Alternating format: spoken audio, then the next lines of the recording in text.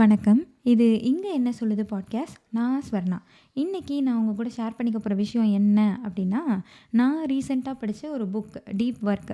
So அந்த புக்க பத்தின என்னோட வியூஸ் தான் நான் இன்னைக்கு உங்க கூட ஷேர் பண்ணிக்க போறேன். நம்ம எல்லாருக்குமே தெரியும். ஒரு ஒர்க்க வந்து நம்ம ஃபோக்கஸ்டா, கான்சன்ட்ரேட்டடா பண்ணணும். அப்பதான் நல்ல ஒரு அவுட்புட் கிடைக்கும் அப்டின்றது நம்ம எல்லாருக்குமே தெரியும். பட் அத எப்படி பண்றது? ஏன் அப்படி பண்ணணும்? இதெல்லாம் நமக்கு ஒரு கேள்வியா இருக்கும்ல. அதுக்கான பதிலா தான் இந்த புக் இருக்கு. இதில வந்து டீப் ஒர்க் ஏன் முக்கியம்? யாரெல்லாம் டீப் ஒர்க் பண்ணணும்?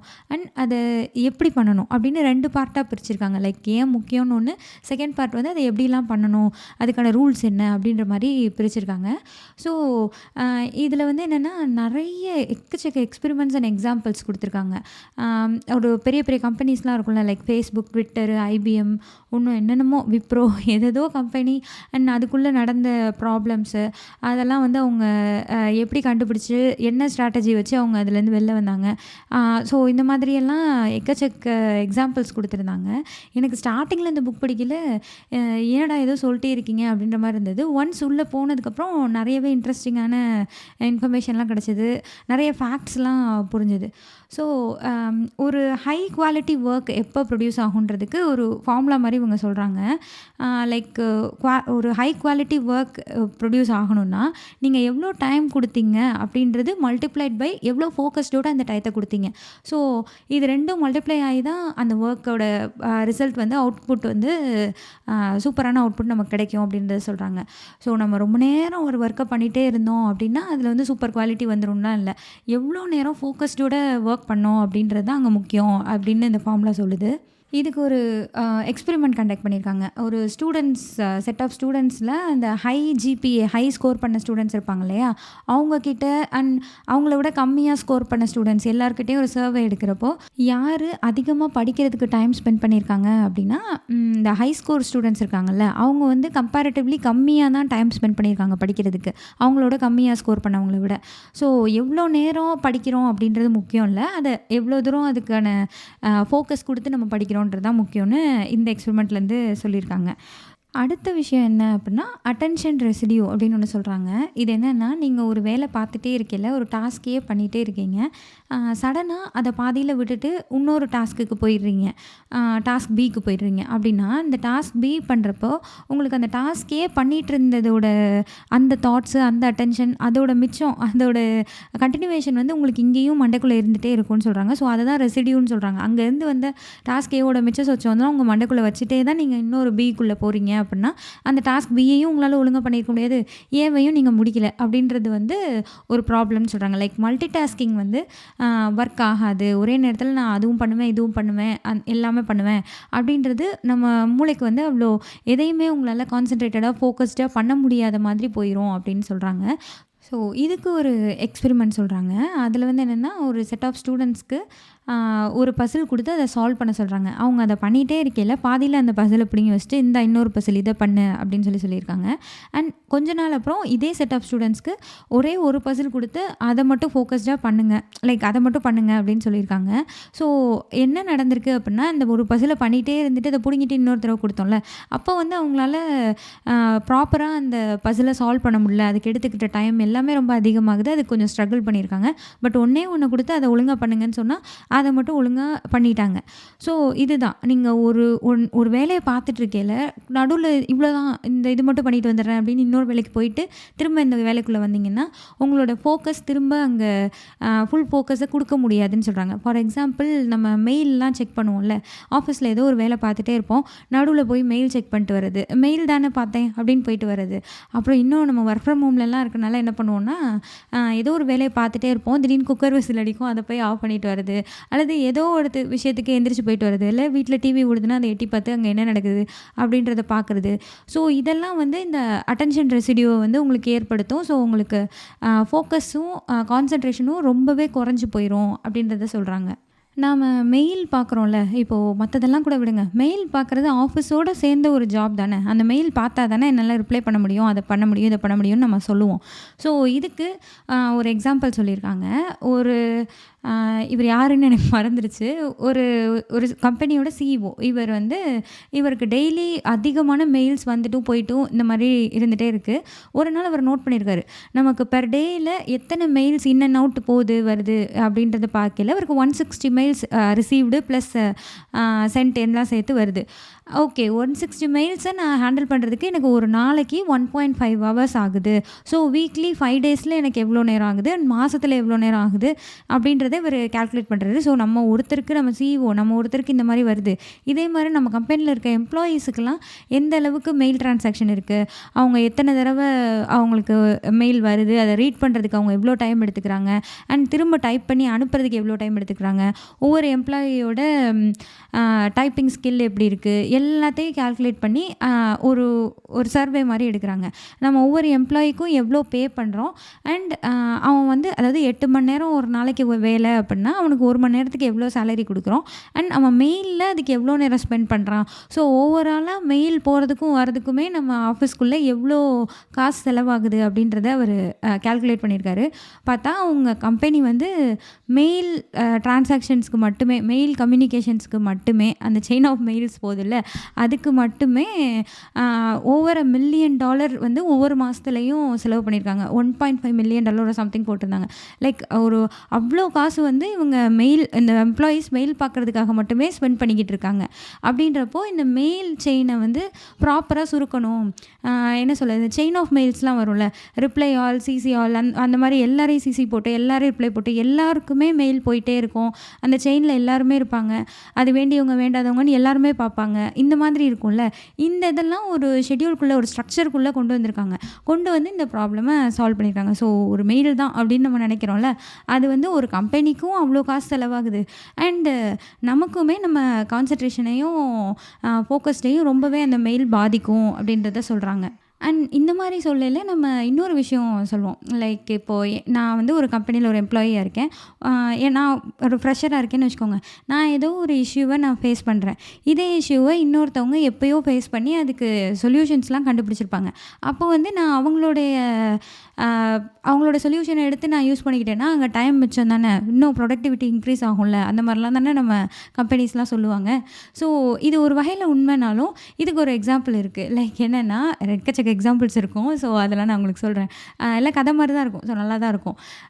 ஒரு கம்பெனி என்ன பண்ணியிருக்காங்க அப்படின்னா, ஹால் அப்படின்னு ஒன்று க்ரியேட் பண்ணியிருக்காங்க. அதாவது என்னென்னா, இப்போ அந்த கம்பெனியில் உள்ள எல்லாருமே ஒரு இதில் நீங்கள் போய் உங்களுக்கு என்ன கொஷின் வருது, என்ன டவுட் வருதுன்றதை நீங்கள் டைப் பண்ணிடலாம். டைப் பண்ணிட்டீங்க, இப்போ எனக்கு ஒன்று தெரியல, நான் இந்த இஷ்யூவை நான் ஃபேஸ் பண்ணுறேன்னு நான் அதில் டைப் பண்ணிட்டேன்னா சடனாக அந்த கம்பெனியில் இருக்க எல்லாருக்குமே ஒரு பாப்அப் மெசேஜ் மாதிரி வந்துடும்.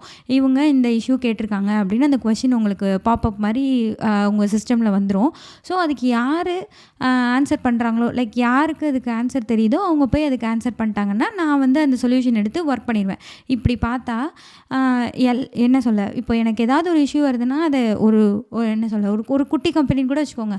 ஒரு 200 எம்ப்ளாயீஸ் இருக்க கம்பெனியில் கூட நான் 200 பேருக்கும் உடனே எனக்கு இந்த இஷ்யூன்னு தெரியுது. அதில் எவெல்லாம் அதில் ஒர்க் பண்ணியிருக்காங்களோ அவங்களாம் டக்குன்னு எனக்கு ரிப்ளை பண்ணிடுவாங்க. அப்போ வேலை சீக்கிரமாக முடிஞ்சிடும். ப்ரொடக்டிவிட்டி பயங்கரமாக எங்கேயோ போயிருக்கணும்ல. ஆனால் அது நடக்கவே இல்லை. இந்த கம்பெனியோட ப்ரொடக்டிவிட்டி, இந்த பாப்அப், இந்த ஹால்ன்ற டேர்ம் இந்த பாப்அப் மெசேஜ் வர ஆரம்பிச்சதுக்கப்புறமா பயங்கரமாக அடி வாங்கியிருக்கு. இது ஏன் இந்த மாதிரி நடக்குது அப்படின்னா, இப்போது நான் என்ன பண்ணுறேன், நான் ஒரு ஃப்ரெஷராக இருக்கேன். நான் இந்த மாதிரி ஒரு கொஷினை போட்டுறேன்னு வச்சுக்கோங்க. இந்த கொஷின் போட்டதுக்கப்புறமா இதுக்கான சொல்யூஷன் என்ன, இதுக்கு என்னன்றதை நான் ரிசர்ச்சே பண்ண மாட்டேன். நான் ஒன்றுமே பண்ணாமல் சரி யாரோ ஒருத்தவங்க ரிப்ளை பண்ண போகிறாங்கல்ல அப்படின்னு அனுப்பிட்டு அந்த ரிப்ளைக்காக மட்டும் நான் வெயிட் பண்ணிகிட்டே இருக்கேன். அந்த ரிப்ளை மேபி எனக்கு ஒரு 15 மினிட்ஸ் வந்துன்னா அந்த 15 மினிட்ஸ் நான் சும்மா தான் இருக்கேன். வேறு ஏதோ ஒரு ஃபோனை பார்த்துட்டு இருக்கதோ அந்த மாதிரி தான் நான் பண்ணிகிட்ருக்கேன். அண்ட் வேறு அந்த சைடு என்ன நடக்குதுன்னா, இந்த எல்லாருக்குமே இது பாப்அப்பில் ரிசீவ் ஆகுது இல்லை, எல்லாரும் அவங்க வேலையை விட்டுட்டு போய் அது என்னென்னு ரீட் பண்ணுறாங்க. அதுக்கு அவனுக்கு சொல்யூஷன் தெரியுமோ தெரியாதோ, வேண்டியவன் வேண்டாதவன்னு எல்லாருமே அந்த பாப்பப்பாக வரனால அதை உடனே ரீட் பண்ணுறாங்க. ஸோ அதை முடிச்சுட்டு அவங்க போகையில் அதுக்கு ஒரு டிஸ்ட்ராக்ஷன். அண்ட் இந்த பாப்பப்பில் வர கொஷினுக்கு எனக்கு ஆன்சர் தெரியுதுன்னு வச்சுக்கோங்க. அந்த ஆன்சரை நான் போடுறேன்னா, அதை நான் என்ன பண்ணேன் அதெல்லாம் யோசிச்சுட்டு நான் அதை டைப் பண்ணி அதை போட்டுட்டு, இன்னொருத்தனோட ப்ரொடக்டிவிட்டிக்கு நான் டைம் ஸ்பெண்ட் பண்ணுறேனே தவிர, நான் பண்ணுற வேலையோட ப்ரொடக்டிவிட்டி வந்து அங்கே பாதிச்சிருது. ஸோ இந்த மாதிரி ஓவராலாக ரொம்பவே ப்ரொடக்டிவிட்டி டவுன் ஆயிடுது. அதனால இந்த பாப்பப்லாம் வேணாம், இப்படியெல்லாம் ஒன்றும் பண்ண வேணாம்னு சொல்லி அந்த கம்பெனி வந்து அதை தூக்கிடுச்சு. அண்டு இதெல்லாம் படிக்கிறப்போ நான் ஒர்க் பண்ணப்போ எனக்கு இருந்த ஒரு எக்ஸ்பீரியன்ஸ் வந்து ஞாபகம் வந்துச்சு. என்னென்னா, நான் இருந்த டீமில் என்ன பண்ணுவாங்கன்னா, ஆளுக்கு ஒரு ரிப்போர்ட் அசைன் பண்ணிடுவாங்க. மொத்தம் ஒரு 15 பேர் இருக்கோன்னு வச்சுக்கோங்களேன். ஆளுக்கு ஒன்று ரிப்போர்ட் அசைன் பண்ணிட்டாங்கன்னா, எங்கள் டிஎல் என்ன பண்ணுவார்னா, காலையில் 10:30க்கு ஒரு மீட்டிங் வைப்பார்.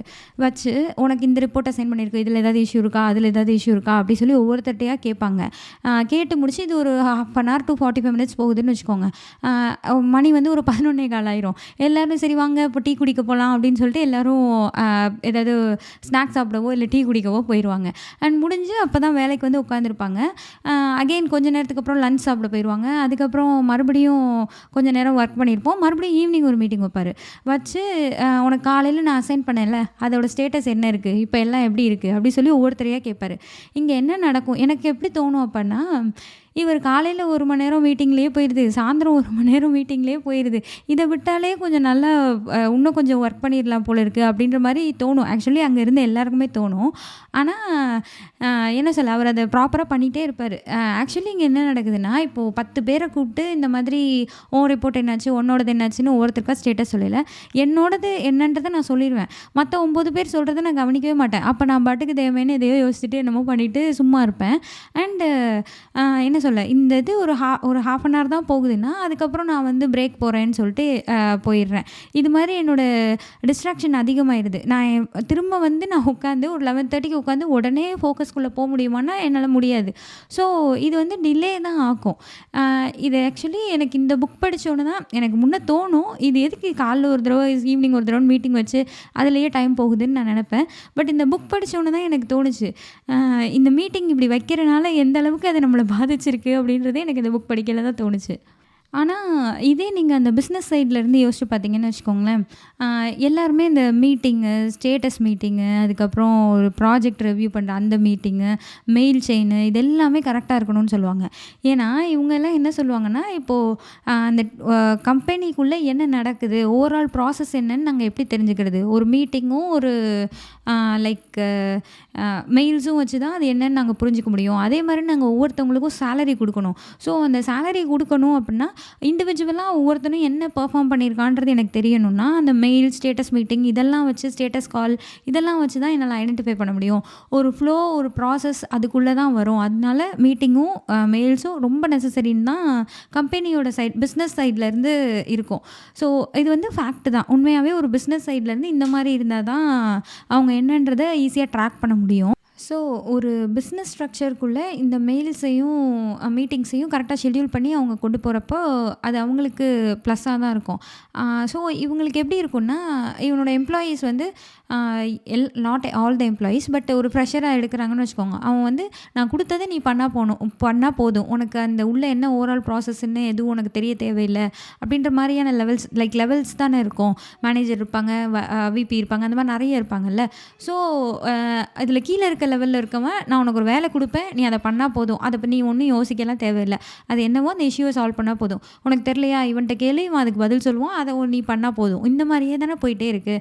இது ஒரு பிஸ்னஸ் மாடலுக்கு அவனுக்கு அதை சக்ஸஸ்ஃபுல்லாக கொண்டு போயிட முடியும். ஆனால் ஒரு இண்டிவிஜுவலுக்கு நீங்கள் இந்த மாதிரி டீப் ஒர்க்கே பண்ணாமல், எனக்கு மெயில் வரும், நான் அதில் உள்ளதை சால்வ் பண்ணேன், எனக்கு ஒரு ஜீரா டிக்கெட் ரைஸ் ஆகும், அதில் உள்ளதை சால்வ் பண்ணுவேன், இவ்வளோ தான் இப்படின்ற மாதிரி நடுவில் இருக்கிற டைம்லாம் நான் ஃபோன் பார்ப்பேன், பக்கத்தில் இருக்கவங்க கூட பேசுவேன், காஃபி பிரேக் போவேன், இந்த மாதிரி நம்ம இருந்தோம்னா ஒரு ப்ரொடக்டிவான ஆளாகவே நம்ம இருக்க மாட்டோன்றது சொல்கிறாங்க. லைக் க்ரியேட்டிவ் பர்சனாக புதுசாக ஒரு விஷயத்தை லேர்ன் பண்ணிக்கவோ அல்லது புதுசாக ஒரு விஷயத்தை கண்டுபிடிக்கவோ இதெல்லாம் நம்மளால் அங்கே பண்ணவே முடியாது. ஒரு ஓவரால் ஃப்ளோ என்ன நடக்குது, இப்போ நான் ஒரு கம்பெனியில் ஃப்ரெஷராக ஜாயின் பண்ணால் கூட இந்த கம்பெனிக்குள்ளே என்ன நடக்குதுன்னு எனக்கு தேவையே இல்லைன்னா கூட நான் தெரிஞ்சுக்க தான் செய்யணுன்றதை சொல்கிறாங்க. அந்த பிஸ்னஸ் என்ன நடக்குது, ஏன் நம்ம இதை பண்ணுறோம், நம்ம பண்ணுற ஒர்க்கு எங்கே எப்படி யூஸ் ஆகுது, இந்த மாதிரியான விஷயங்கள்லாம் தெரிஞ்சுக்கிறது தான் நாலேஜ். ஸோ அந்த நாலேஜ் நமக்கு இல்லாமல் போயிடும் நம்ம டீப் ஒர்க் பண்ணலைன்னா அப்படின்றது சொல்கிறாங்க. அண்ட் நெக்ஸ்ட்டு விஷயம், இந்த டீப் ஒர்க் வந்து எல்லாருக்குமானதா அப்படின்னு ஒரு கொஷின் இருக்குது. ஸோ இதுக்கு ஒரு எக்ஸாம்பிள் சொல்கிறாங்க. இவர் வந்து எனக்கு அவர் பேர் மறந்துருச்சு. பட் ட்விட்டரோட ஃபவுண்டராக இருந்திருக்காரு ஆரம்ப காலகட்டத்தில். ஸோ இவரோட ஒர்க் எப்படி இருக்குன்னா, இவர் வந்து ஸ்டாண்டிங் டேபிளில் தான் நின்று ஒர்க் பண்ணுவாராம். அந்த நின்றுக்கிட்டே ஒர்க் பண்ணுவாங்கல்ல, அந்த மாதிரி தான் ஒர்க் பண்ணுவாராம். ஸோ ஒர்க் பண்ணிட்டே இருக்கப்போ இவருக்கு எக்கச்சக்க மெயில்ஸ் வருமா, அதுக்கு ரிப்ளை பண்ணுறது அந்த மாதிரிலாம் பண்ணுவார். அண்ட் அவர் ஒரு கான்ஃபரன்ஸ் ஹால் மாதிரி ஒரு இடத்துல இவர் நின்றுக்கிட்டே ஒர்க் பண்ணுவாராம். இவரோட எம்ப்ளாயீஸ்லாம் வந்து லைக் அந்த என்ன சொல்ல மேனேஜர்ஸ் அந்த லெவலில் இருக்கவங்கலாம் உள்ளே வந்து ஒவ்வொருத்தவங்க ஒவ்வொரு இஷ்யூவோ இல்லை ஏதோ ஒரு விஷயத்தை பற்றியோ பேசிட்டு போவாங்களாம். ஏதாவது டாக்குமெண்ட் சயின்ஸ் அந்த மாதிரிலாம் இருக்குமா. ஸோ இது வந்து இவர் டீப் ஒர்க்கே பண்ணல. நான் இப்படி தான் பண்ணுவேன், இப்படியே உட்காந்து இதே தான் பண்ணிக்கிட்டு இருப்பேன் அப்படின்னு இவர் பண்ணவே இல்லைல்ல. நடுவில் இவருக்கு ஏதோ வேலை வந்துகிட்டே தான் இருக்குது. ஸோ இவர் ஆக்சுவலி மல்டி டாஸ்கிங் தான் பண்ணுறாரு. ஒரு மெயில் பார்க்குறாரு, ஏதோ ஒரு பவர் பாயிண்ட் பார்க்குறாரு, அதை அப்ரூவ் பண்ணுறாரு, இதை அப்ரூவ் பண்ணுறாரு, இது வேண்டான்னு ரிஜெக்ட் பண்ணுறாரு, நிறைய டெசிஷன்ஸ் எடுக்கிறாருல. ஸோ இந்த மாதிரி ஒரு சிஇஓவாக இருக்கவங்க நிறைய டெசிஷன்ஸ் அவங்க எடுக்க வேண்டியவங்க. அந்த மெயில் அவங்களுக்கு வர மெயில்லாம் இம்பார்ட்டண்டான மெயில்ஸாக இருக்கும். அதுக்கு எல்லாத்துக்கும் இவங்க தான் முடிவெடுக்கணுன்ற ஒரு பொசிஷனில் இருக்காங்கல்ல. அவங்க வந்து டீப் ஒர்க் பண்ணணும்னு அவசியம் இல்லை. அவங்க என்ன பண்ணுவாங்களாம், இந்த மாதிரி டீப் ஒர்க் பண்ண தெரிஞ்ச ஒரு 10 பேரை அவங்களுக்கு கீழே வேலைக்கு வச்சுட்டு அவங்க வந்து 4 மணி நேரம் உட்காந்து நீ முழு மூச்சாக இதை வேலை செஞ்சு கண்டுபிடி அப்படின்னு சொல்லிட்டு இவங்க அதை மேனேஜ் பண்ணுற வேலை, அதை வந்து சரியாக தப்பான அனலைஸ் பண்ணுற வேலை, அதை அப்ரூவ் பண்ணுற ரிஜெக்ட் பண்ணுற வேலை, இதையே தான் பண்ணிகிட்டே இருப்பாங்களாம். ஸோ நம்ம மோஸ்ட்லி என்ன பண்ணுவோமா, இந்த மாதிரி ஒருத்தவங்கள எக்ஸாம்பிளாக கொடுத்துட்டு பார்த்தியா அவர் வந்து 2 கையிலையும் சைன் போடுறாரு, பார்த்தியா அவர் என்னெல்லாம் பண்ணுறாரு, ஸோ மல்டி டாஸ்கிங் வந்து கரெக்டு, நானும் ஒரே நேரத்தில் பல வேலைகளை பண்ணிடுவேன் அப்படின்ற மாதிரி நம்ம நினைக்கிறோம்ல, அது தப்புன்னு சொல்கிறாங்க. அவங்க வந்து வேறு பொசிஷனில் இருக்காங்க. லைக் அவங்களும் ஒரு டீப் ஒர்க்லாம் பண்ணி இந்த டாஸ்க்கெல்லாம் என்ன, இந்த ப்ராசஸ் என்னன்னு கற்றுக்கிட்டு அந்த இடத்துக்கு வந்தனால இப்போது அவங்களுக்கு மல்டி டாஸ்கிங் தேவைப்படுது. வேறஸ் நம்ம வந்து நம்ம பண்ணுற ஒர்க்கில் டீப் ஒர்க் தேவைப்படுதா இல்லை அந்த மல்டி டாஸ்கிங் தேவைப்படுதான்றதை கரெக்டாக அனலைஸ் பண்ணி ஒர்க் பண்ணணுன்றதை சொல்கிறாங்க. அண்ட் ஒரு டீப் ஒர்க் எந்த மாதிரியான ரிசல்ட்டை கொடுக்குன்றதுக்கு ஒரு குட்டி கதை சொல்கிறாங்க. அது என்னென்னா, JK Rowling Harry Potter series எழுதினாங்க இல்லையா, இவங்க அந்த சீரீஸோட கடைசி பார்ட் எழுதிட்டுருக்கையில் என்ன டெத் ஹாலோஸ்ன்னு நினைக்கிறேன், ஏதோ ஒரு எனக்கு அது பார்த்தது இல்லைனா. ஸோ அந்த டெத் ஹாலோஸாக அந்த புக்கை எழுதிட்டுருக்கப்போ இவங்களுக்கு பயங்கரமான ப்ரெஷர் இருந்ததான். இது வந்து கடைசி பார்ட்டு, ஸோ எல்லாருமே எக்ஸ்பெக்ட் பண்ணிட்டுருப்பாங்க அது கண்டிப்பாக நல்லா இருக்கணும் அப்படின்ற ஒரு ப்ரெஷர் இவங்களுக்கு இருந்திருக்கு. இவங்களால ஃபோக்கஸ் பண்ணி அதை ஒர்க் பண்ணவே முடியலையா. ஸோ இவங்க என்ன பண்ணியிருக்காங்க, ஒரு ஹோட்டல் போயிட்டு அங்கே ஸ்டே பண்ணி எழுத ஆரம்பிச்சிருக்காங்க. நான் இந்த ஹோட்டல்லையே உட்காந்து தான் எழுதுவேன்லாம் அவங்க முடிவு பண்ணி போகல. பட் அந்த ஹோட்டல் போய் ஒரு நாள் ஃபஸ்ட்டு டே எழுதவுமே இவங்களுக்கு கொஞ்சம் பெட்டர் அவுட்புட் வந்திருக்கு. சரி ஓகே, இந்த இது முடிக்கிற வரை இங்கேயே தான் தங்குறோன்னு சொல்லிட்டு அந்த ஹோட்டல்லையே ஃபுல்லாக தங்கி, அது ஏதோ ஒரு ஸ்டார் ஹோட்டல், அதோடைய வியூலாம் நல்லாயிருக்கும், அந்த மாதிரி நிறைய எழுதியிருந்தாங்க. ஸோ அங்கேயே தங்கி அவங்க அந்த எண்டு வரையும் எழுதிட்டாங்க. எழுதினதுக்கப்புறம் தான் அவங்க வீட்டுக்கே வந்திருக்காங்க. அதுக்கப்புறம் தான் அவங்க குழந்தைங்க, அவங்க வீட்டு நாய், அவங்க வீட்டில் விண்டோஸ்லாம் க்ளீன் பண்ணுற சத்தம், இந்த சத்தம், குழந்தைங்க சத்தம், நாய் குலைக்கிற சத்தம், விண்டோ க்ளீன் பண்ணுற சத்தம், எனக்கு உலகமே அப்போ தான் எனக்கு தெரிஞ்சது அப்படின்ற மாதிரி அவங்க ஒரு இன்டர்வியூவில் சொல்லியிருந்திருக்காங்க. லைக் அந்தளவுக்கு ஒரு பெட்டர் அவுட்புட் வரணுன்னா ஒரு க்ரியேட்டர் ஒரு சின்ன டிஸ்ட்ராக்ஷன் கூட இல்லாமல், ஒரு நாய் குலைக்கிற சத்தம் கூட இல்லாத அளவுக்கு அவங்க ஒர்க் பண்ணனால தான் அவ்வளோ ஒரு பெட்டரான ப்ராடக்ட் கிடச்சிருக்கு அப்படின்றத சொல்கிறாங்க. இதெல்லாம் வந்து டீப் ஒர்க் எவ்வளோ முக்கியம் அப்படின்னா என்ன, அது எவ்வளோ முக்கியன்றதுக்கான ஸ்டோரிஸ் அண்ட் எக்ஸாம்பிள்ஸ். சரி ஓகே, இந்த டீப் ஒர்க் நம்ம எப்படி பண்ணுறதுன்றதுக்கு இவங்க சர்டைன் ரூல்ஸ் சொல்கிறாங்க. ஸோ ஃபர்ஸ்ட் ரூல் வந்து ஒர்க் டீப்லி. இதில் வந்து சில பாயிண்ட்ஸ்லாம் சொல்கிறாங்க. நம்ம வந்து எங்கே ஒர்க் பண்ண போகிறோம் அண்ட் எவ்வளோ நேரம் ஒர்க் பண்ண போகிறோன்றதை ஃபஸ்ட்டு டிசைட் பண்ணிக்கணுமா. உங்களோட ஆஃபீஸ் அட்மாஸ்பியரோ இல்லை உங்கள் வீட்டில் நீங்கள் ஒர்க் பண்ண போகிறீங்கன்னா எந்த இடம், எவ்வளோ நேரம் அங்கே ஒர்க் பண்ண போகிறோன்றதை ஃபஸ்ட்டு டிசைட் பண்ணிக்கணும். அண்ட் ரெண்டாவது வந்து ஒன்ஸ் நீங்கள் ஸ்டார்ட் பண்ணதுக்கப்புறம் எப்படி ஒர்க் பண்ண போகிறீங்க, எந்த ஒரு டிஸ்ட்ராக்ஷனும் இல்லாமல். அதாவது நான் ஸ்டார்ட் பண்ணி ஒரு இவ்வளோ நேரத்துக்கு நான் எந்த ஃபோனோ எதுவுமே பார்க்காம நான் ஒர்க் பண்ணுவேன். சில பேண்ட்லாம் நம்ம வச்சுக்கணும்னு சொல்கிறாங்க. நான் வந்து இன்டர்நெட் யூஸ் பண்ண மாட்டேன், அதாவது இந்த கூகுள் சர்ச் இன்ஜின்லாம் போகிறோம்ல, அந்த மாதிரி எதுவும் யூஸ் பண்ண மாட்டேன், அல்லது ஃபோன் யூஸ் பண்ண மாட்டேன். இந்த மாதிரி ஒரு சர்டைன் ரெஸ்ட்ரிக்ஷன் வச்சுட்டு நீங்கள் ஒர்க் பண்ண ஆரம்பிக்கணும். உங்களுக்கே நீங்கள் ஒரு ரெஸ்ட்ரிக்ஷன் வச்சுட்டு ஒர்க் பண்ண ஆரம்பிக்கணும்னு சொல்கிறாங்க. அப்புறம் நீங்கள் ஒர்க்குக்கு தேவையான அல்லது உங்களுக்கு தேவையான சப்போர்ட் எல்லாத்தையுமே பக்கத்தில் முதைய வச்சுக்கணும் அப்படின்னு சொல்கிறாங்க. இப்போ நீங்கள் எழுத போகிறீங்கன்னு வச்சுக்கோங்க, பேப்பர், பேனா, நீ எதுலேருந்து பாயிண்ட்ஸ் இப்போ நான் வந்து ஒரு புக்கை படித்து அதை எழுத போகிறேன், லைக் அதில் ஹைலைட்ஸ் எடுத்து நான் ஒரு பாட்காஸ்ட்க்கு ப்ரிப்பேர் பண்ண போகிறேன்னா அந்த இடத்துல எனக்கு என்ன தேவை, நான் என்னோடய புக்கு, என்னோடய நோட்டு, என்னோடய பென்னு, இதெல்லாம் எனக்கு தேவையில்ல. ஸோ இதெல்லாம் வச்சுக்கணும். அதே மாதிரி நான் இப்போ பேசிகிட்டே இருக்கேன், எனக்கு தண்ணி வேணும்னா அதை கொண்டு வந்து வச்சுக்கணும். இதெல்லாம் நம்ம பக்கத்துலேயே வச்சுக்கணும். இதை விட்டுட்டு நம்ம ஒரு ஒர்க் பண்ணிகிட்டே இருக்கையில் அதை திடீர்னு நிறுத்திட்டு எழுந்திரிச்சு போய் நான் தண்ணி எடுத்துகிட்டு வருவேன், எந்திரிச்சு போய் நான் அதை பண்ணுவேன், அந்த மாதிரி ஒவ்வொன்றையாக போய் எடுத்துகிட்டு வரோம்ல, இந்த மாதிரிலாம் பண்ணக்கூடாதுன்னு சொல்கிறாங்க. அண்ட் முக்கியமான ஒரு விஷயம் என்னென்னா, ஒரு டவுன் டைம் கொடுக்கணும் நீங்கள். அதாவது ஒரு லேசினஸ் உங்களுக்கு இருக்கணும். லேசினஸ் வந்து நல்லது தான் சொல்கிறாங்க. இது எப்படின்னா, நீங்கள் ஒர்க்லேருந்து ஒரு ஷட் டவுன் பீரியட் உங்களுக்கு கிடைக்கணும் அப்படின்னு சொல்கிறாங்க. இதுக்கு அன்கான்ஷியஸ் தாட் தியரி அப்படின்னு ஒன்று சொல்கிறாங்க. அதாவது என்னென்னா, நீங்கள் லேசியாக இருக்கிறது, சும்மா ஒன்றும் யோசிக்காமல் ஒர்க்கை பற்றியே யோசிச்சுட்டு இருக்கிறத விட சும்மா உட்காந்துருந்தீங்க டெய்லி கொஞ்சம் நேரம் அப்படின்னா, அதுவே வந்து உங்களுக்கு நிறைய என்ன சொல்ல, அடுத்து நீங்கள் ஒர்க் பண்ணையில் ஒரு ஃபோக்கஸ் கொடுக்கும், ஒரு கான்சன்ட்ரேஷன் கொடுக்கும், புது சொல்யூஷன்ஸ்லாம் உங்களுக்கு க்ரியேட் ஆகும் அப்படின்றத அவங்க சொல்கிறாங்க. அதாவது நம்ம கான்ஷியஸ் பிரெயின் இருக்கு இல்லையா, அது வந்து நம்ம வீட்டில் நம்ம யூஸ் பண்ணிகிட்டு இருக்க சிஸ்டம் மாதிரி, அதில் இருக்கிற அல்காரிதம்ஸ், அதோட ரூல்ஸ் அண்ட் ரெகுலேஷன் பற்றி அது ஏதோ ஒன்று கரெக்டாக பண்ணிகிட்டே இருக்கும். ஆனால் அன்கான்ஷியஸ் மைண்ட் இருக்குல்ல, இது வந்து ஒரு கூகுள் மாதிரி ஒரு பெரிய கம்பெனியோட சூப்பர் கம்ப்யூட்டர்ஸ் மாதிரி. இதுக்குள்ளே நீங்கள் என்னத்தை வேணாலும் போட்டு ப்ராசஸ் பண்ணலாம், அந்த மாதிரியான ஒன்றுன்னு சொல்கிறாங்க. ஸோ வழக்கம் போல் இதுக்கு ஒரு எக்ஸ்பெரிமெண்ட் சொல்கிறாங்க. ஒரு 2 செட் ஆஃப் பீப்புள் இருக்காங்க. குரூப் ஏ, குரூப் பின்னு 2 பிரிச்சுறாங்க. ஸோ இதில் ஒரு 20 பேர், இதில் ஒரு 20 பேர்.